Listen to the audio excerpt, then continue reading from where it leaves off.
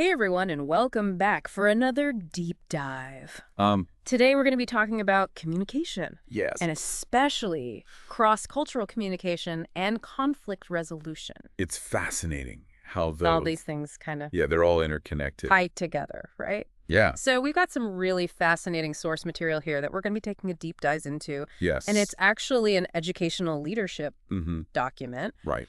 But the really cool thing is that all of this applies to everyone. Oh, absolutely. Whether you're leading a team or managing family dynamics or just trying to have like a smooth conversation with your neighbor. It's about connecting with people Right.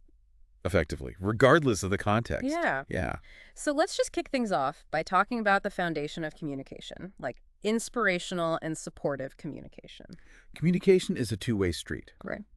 It's not just about imparting information, Mm-hmm. but it's also about building positive relationships. Yeah. So just like any relationship, communication requires effort, Yeah. constant effort, Yeah. and constant adjustments. Like a dance. Yeah, it's a great analogy. Yeah. Got to be in tune with your partner. And to really nail that communication dance, you have to remember that it's a cycle. Okay. You send a message, you receive feedback, Gotcha. you adjust your approach, and the cycle continues. So it's not just a one and done. No, it's an ongoing process. Yes. Okay. Yeah. So the source material highlights 3 rules for achieving clarity in communication. Mm-hmm.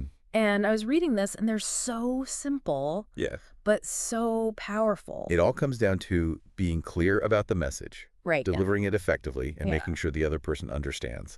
I know I've messed that last part up many times. We all have. Oh, yeah, for sure. Yeah. But the source material talks about this idea of supportive communication. Supportive communication. That's a good What one. was that? Tell me more.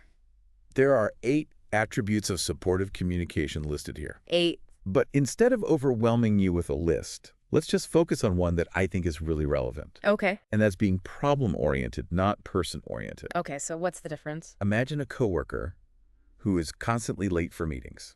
Okay. Yeah. A person-oriented approach would be to say, "You're always late. You don't respect our time." Yeah, that sounds accusatory. Right. Not good. A problem-oriented approach would be to say, "Hey, I noticed you've been late to the last few meetings. Is everything all right?" That's so much better. It is. It's like night and day. Yeah, because instead of attacking the person, you're focusing on the behavior. Right. You're trying to understand Exactly. what the problem is. And that shift in focus can make a huge difference in how the other person receives the message. Right, because they feel supported, Exactly. like attacked. So it opens the door for a more productive conversation. Oh, I love that. Yeah. So we've talked about kind of the what of communication. What about the how? Well- Like what methods are available? Well, there are 5 main methods of communication listed in the source. Okay, lay it on me. You've got written communication, Uh-huh. spoken communication, symbolic gestures, Okay. visual images, Mm-hmm. and of course the often overlooked body language. It's so funny how we often use a combination without even realizing it. Yes. Like sending an email with a funny GIF. Right, exactly. You're hitting both written and visual. Combining them strategically can really amplify your message. That's cool. But for this deep dive, let's just focus on body language. Body language. I'm all about it. Yeah. What are some key things we should be paying attention to? Well, your body language can either strengthen or totally sabotage your message. Right. So you can be saying all the right words. Mm-hmm. But if your body language screams disinterest, the other person's going to pick up on that. Oh, totally. It's like Yeah. when someone says, I'm fine, but they've got their arms crossed Exactly. and they're not making eye contact. You know, they're not fine. Yeah, you can just tell. Yeah, so it's important to be mindful of our own body language, Yeah. but also how we're interpreting the signals of others. So what are some common cues we should look for? Open postures, direct eye contact, leaning in, Okay. those are all positive cues. Okay, that makes sense. You've got neutral cues like relaxed arms and legs, Mm-hmm. which don't necessarily convey strong emotions either way. Okay. And then you have negative cues like indirect gaze, Uh-huh. slumping, or fidgeting. Oh, yeah. Those can signal disinterest, boredom, defensiveness. It's like a whole other vocabulary. It You have is to learn. nonverbal vocabulary. But how do you, I mean, like a furrowed brow could be concentration, Right. confusion, or anger. Context is everything. Okay, yeah. You have to consider the situation, the person's overall demeanor, and their cultural background. Which brings us to our next topic, cross-cultural communication. Yes. This is where it gets really interesting. This is about being able to successfully interact with people from different backgrounds. Right, and that is increasingly important in our world. Absolutely. And the source material really emphasizes how important it is for teachers Oh, wow. to be aware of these cultural differences. It could. Because if they're not sensitive to students' cultural norms, it can actually hinder their learning and development. That makes sense because, I mean, everyone brings their own cultural baggage Right. to the table. And if we're not aware of those differences, it's easy to create misunderstandings and hurt feelings. Exactly. So how do we even begin to become more effective at communicating across cultures? The source material highlights two key areas. Okay. We need to be mindful of the language we use, Okay. making sure it doesn't perpetuate stereotypes or offend others. Right. And then we need to be aware of cultural rules during conversations, Okay.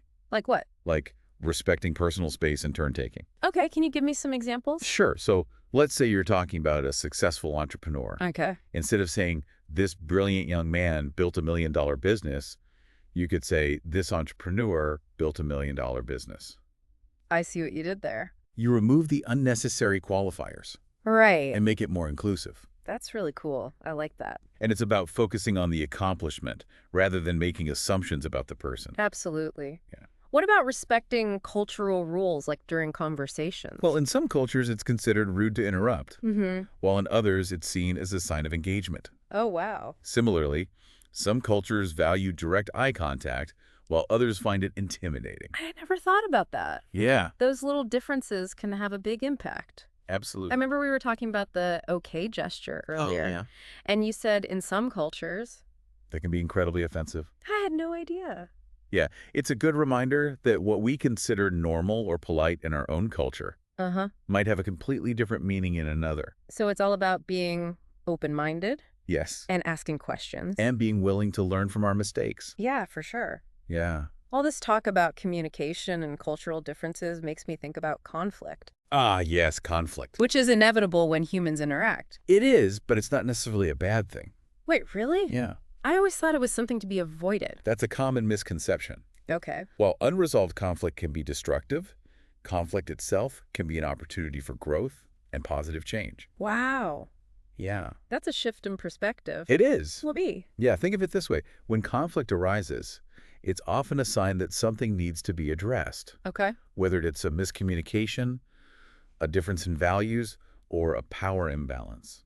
So by addressing it, we can actually Strengthen relationships, improve communication, and create a more harmonious environment. Okay, I'm starting to come around to this idea, Good. but conflict can be so stressful Oh, absolutely. and hard to deal with. It can be. And that's why it's important to understand the different ways we can manage conflict effectively. Okay, so are there like a right way and a wrong way? Well, there's no magic formula, Okay. but the source material outlines 5 distinct conflict management styles. 5. And each one has its strengths and weaknesses. Interesting. Okay, I'm ready to hear about these 5 styles. Let's start with competing and collaborating. Okay. Imagine 2 students who both really want to be captain of the debate team. Oh boy, I can already sense the drama. If both students adopt a competing style, it could turn into a cutthroat rivalry, Uh-oh. each one trying to sabotage the other, Right. damage relationships, hurt feelings, and in the end, neither of them get the captaincy. A lose-lose situation. Exactly. But what if they collaborated? Now, this is where it gets interesting. Okay. With collaboration, they would sit down, have an open and honest conversation about their goals, and brainstorm creative solutions together. That's amazing. They might even come up with a new leadership structure that allows both of them to contribute. So you're turning a potential rivalry into a partnership. Exactly. I love that. Yeah, and that's the beauty of collaboration. It's about harnessing the collective wisdom and creativity. So everyone benefits. Everyone benefits. Oh, I'm liking this collaboration thing.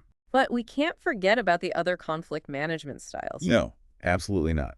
Let's unpack those a bit more. Okay. So you've got accommodating, Okay. where one person prioritizes the other person's needs above their own, often to maintain harmony or avoid confrontation. So this is like the peacemaker.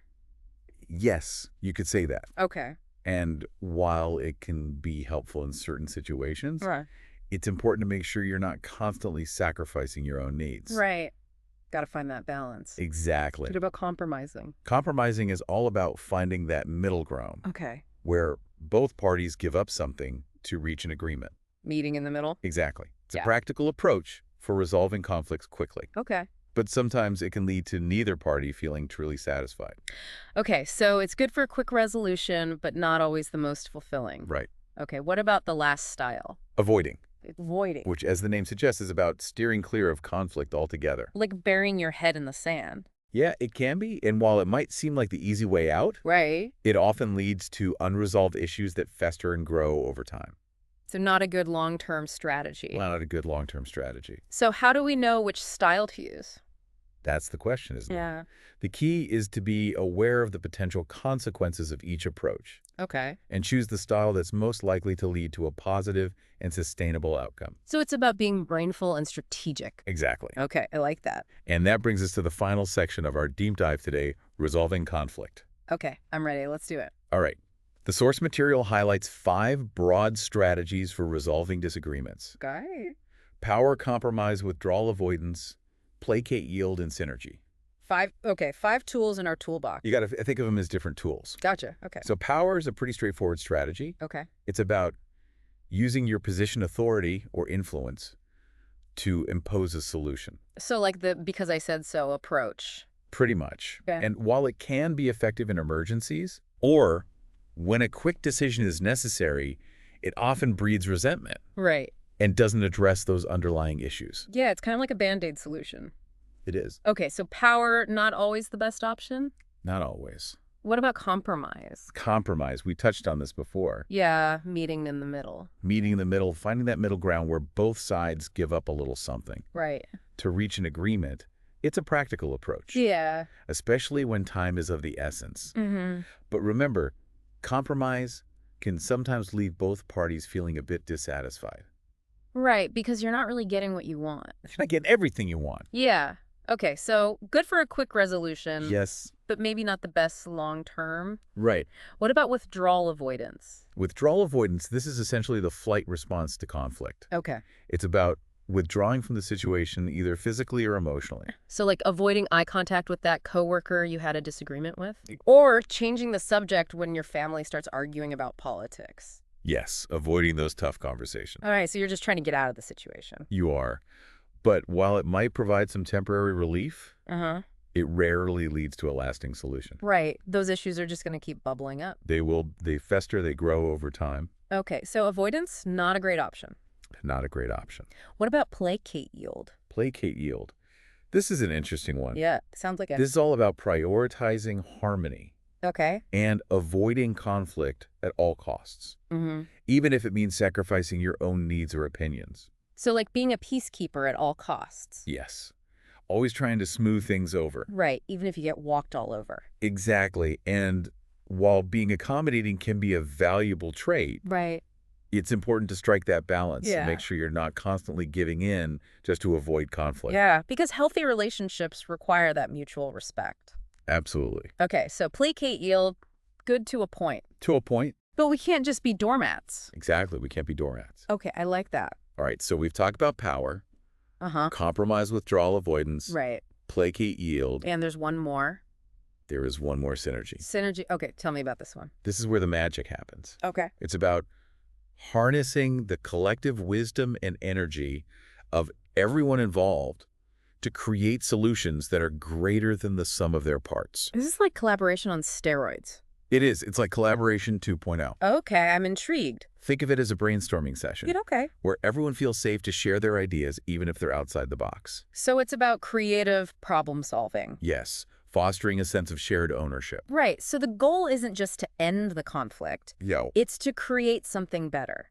it's to create a solution that benefits everyone I like that. and strengthens relationships. Synergy. Okay, Synergy. this all sounds really great in theory, It does. but how do we actually apply these strategies? Well, let's play out a scenario. Okay.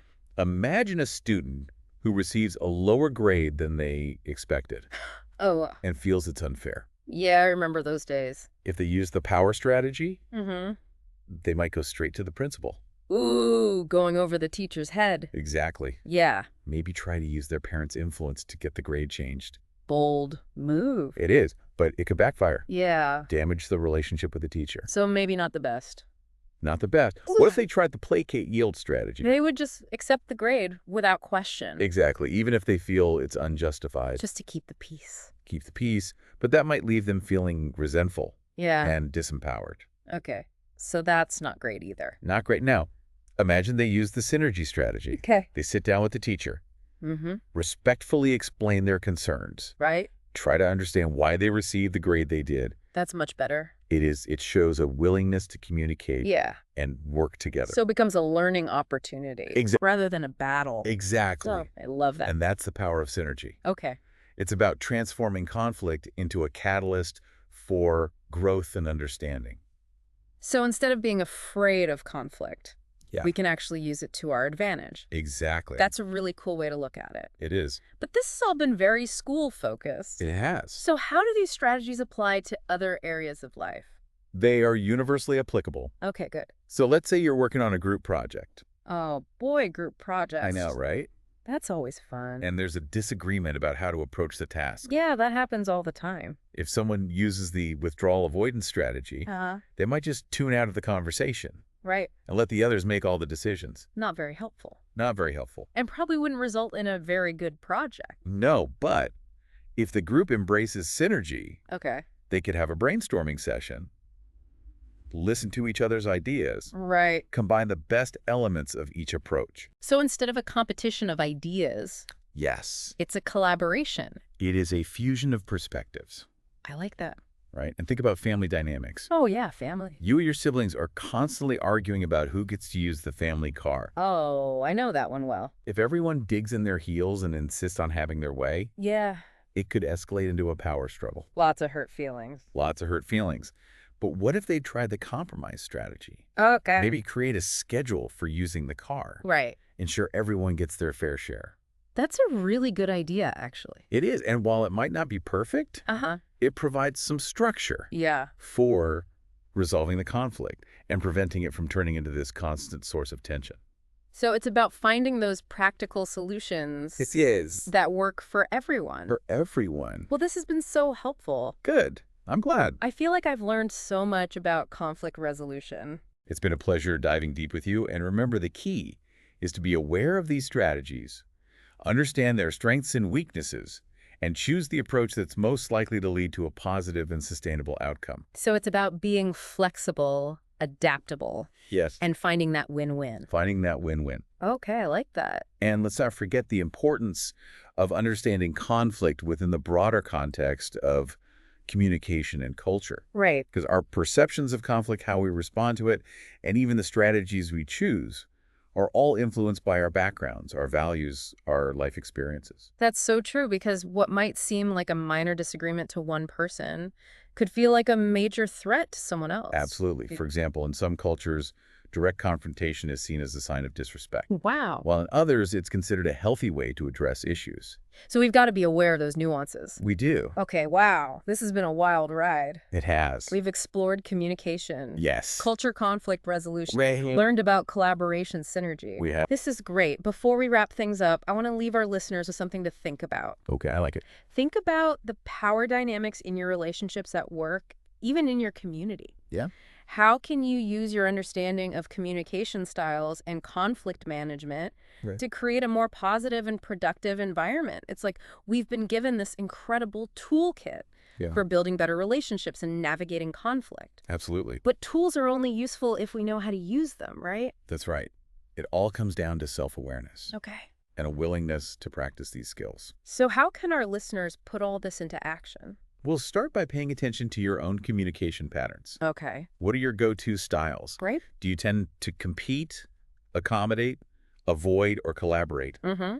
And how do those styles impact your interactions with others? It's like holding up a mirror It is. and really looking at how we communicate. Exactly. And once you understand your own tendencies, you can start to make conscious choices Right. about how you communicate Right. and manage conflict. So it's not about changing who we are. No. It's about becoming more intentional. It is more skillful communicators. Yeah. And remember, this is an ongoing journey. Right. There will be times when you revert to old habits or you make mistakes. Oh, for sure. The key is to be patient with yourself.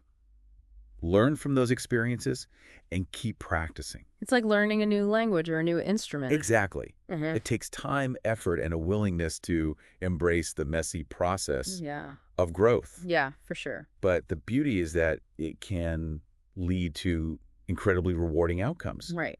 Stronger relationships, more effective communication, and a greater sense of peace and harmony in your life. So it's worth the effort It is. to really bring this home. I Yeah. want to leave our listeners with a challenge. Okay. A challenge. I like it. Think about a recent conflict you've experienced. Right. What management style did you use? Yeah. What was the outcome? Could you have achieved a better result with a different approach? That's a great question. Yeah. And there's no right or wrong answer here. Right. It's really just about reflecting on your experience and learning from it. Yeah, and trying something new next time. Exactly.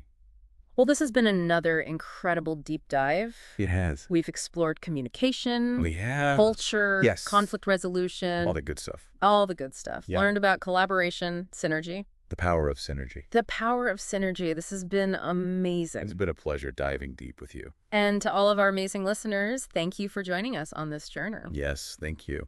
Remember, the power to create more positive and productive interactions is within each of us. It is. So go out there, communicate, connect, and collaborate. And never stop learning and growing.